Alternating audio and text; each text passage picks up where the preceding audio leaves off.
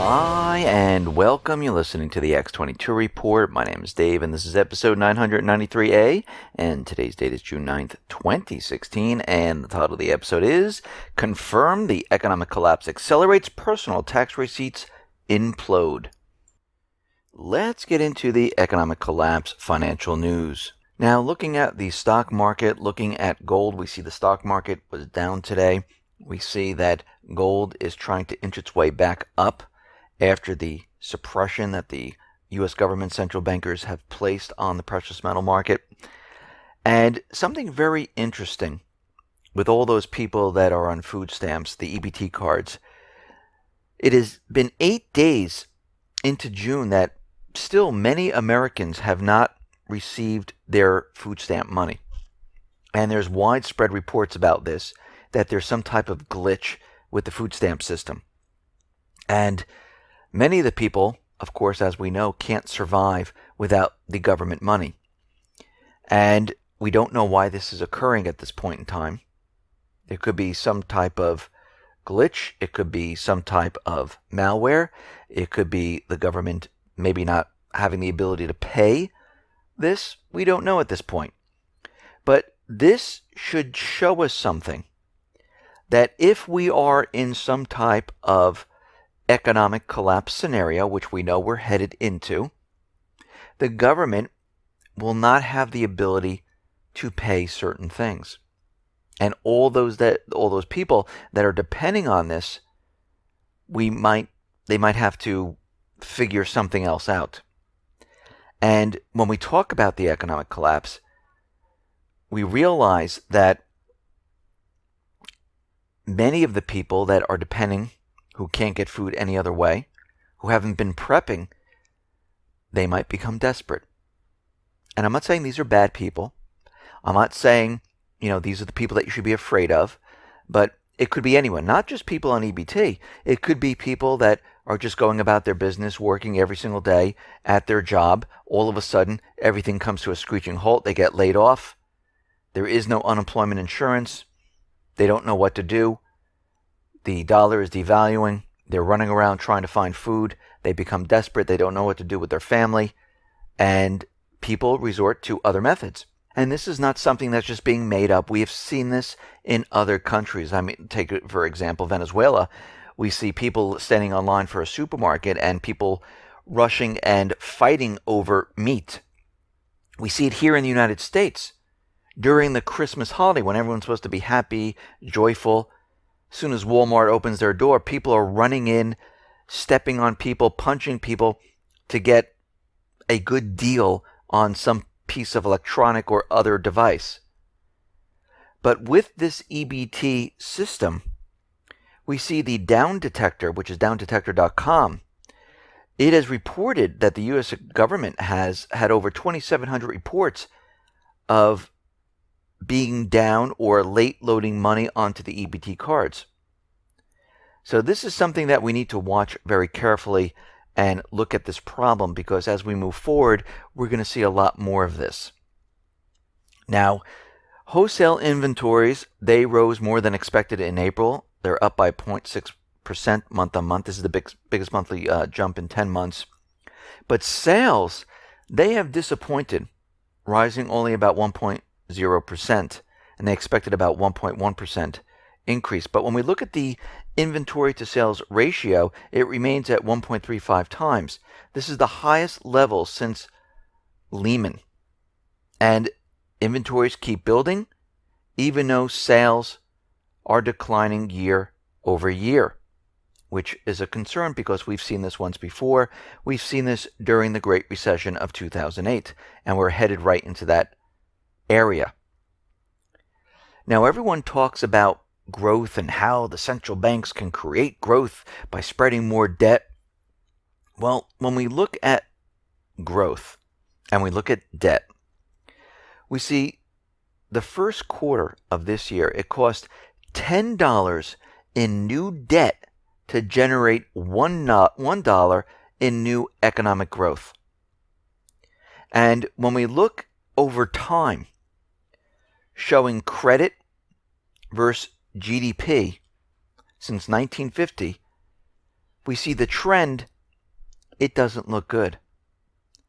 Because we see the amount of debt rising very, very rapidly, GDP not really going anywhere. And this is why the central banker system, with all of this debt, is never, ever going to work. And actually, when you look at the graph and you go back to 1971, this is when it started to separate, when we came off the gold standard and the central bank started to print currency out of thin air as much as they wanted. And as we move through the 80s and 90s, it separated even more. When we hit 2014 going forward, it is at its widest point, and we've never seen it wider than this since going all the way back to the 50s. Now, we hear a lot about the U.S. government, the central bankers, how they're trying to convince us that unemployment is down at 4.7%, how we're in full recovery, everything is fine, don't worry about it, you have to believe us. And we've been looking at the job numbers, and we've been looking at retail, we've been looking at all the economic sectors, and we keep countering what the U.S. government central bankers have been saying. And one other indicator that has come out is the U.S. federal personal tax receipts. And this is a very good indicator because it shows us that people either have very low paying jobs, which are part-time jobs, or no jobs at all. And these tax receipts, they are falling fast. So is the Evercore ISI State Tax Survey. The last time, actually the last two times, the survey plunged this much, the U.S. was already in a recession. Now, what's very interesting about this, you would think that as the government continually comes out and says, you know, we're at unemployment at 9%, we're at unemployment at 8%, we're at unemployment at 7, 6, 5, here we are at 4.7%, we would see the tax receipts increase, wouldn't you? More people are working, more people are making money, more taxes are coming into the government. Well, we actually see the opposite, which is a head scratcher. Why would that be? So let's put all this together here. We see tax receipts falling as unemployment is dropping. The percentage of unemployed people, it continually drops. Makes no sense. We see the unemployment rate continually drop, and we see retail contracting.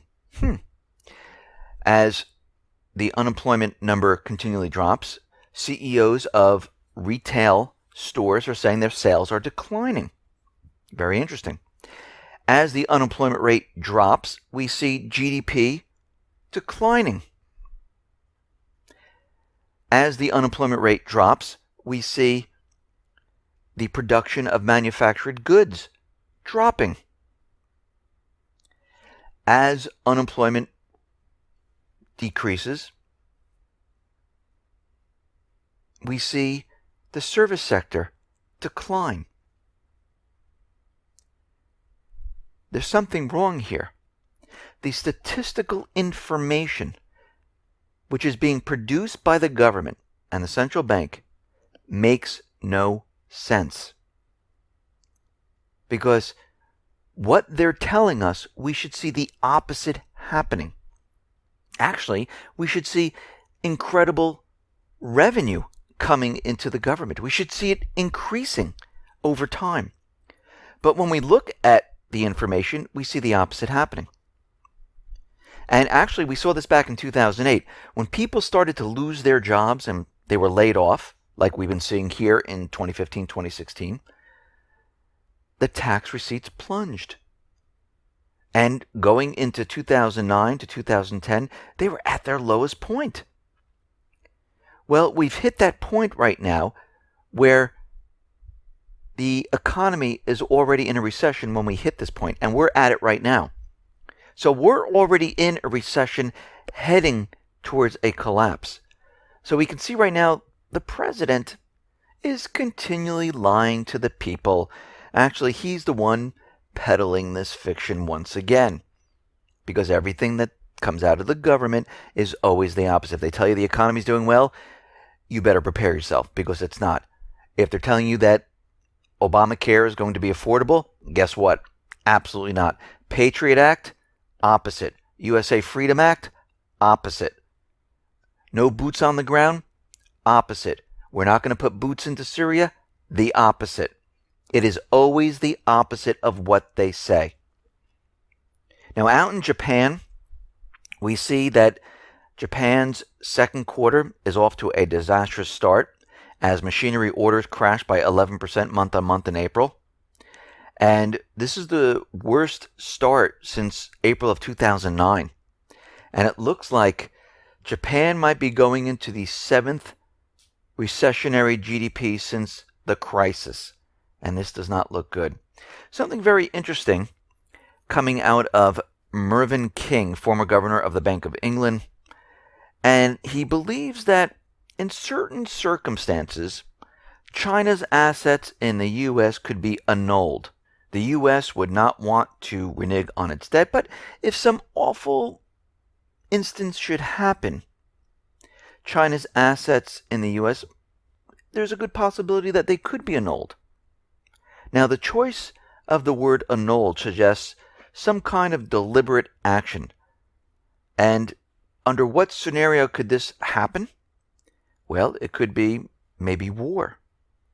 If the U.S. gets into war with China, the U.S. could turn around and say, okay, we're going to cancel the treasuries that China owns. We're not going to repay. And all of the assets that China owns, we're going to take. And this is a strong possibility. Now, Deutsche Bank, they are out there and they are continually warning about social unrest and another Great Depression heading our way. And it seems like they're continually out there letting everyone know that, yes, something bad is on the horizon. And we can see at this point, from everything that we've been looking at, that this economy, I don't think it's going to last that much longer. From everything that we've been looking at and all the indicators that we've been seeing, we see the U.S. government central bankers, as they continually come out and tell us that the economy is doing fine, and as they continually push the stock market up to all-time new highs, they're making a last-ditch effort at this time to convince everyone that everything is fine. Now, we've seen this before.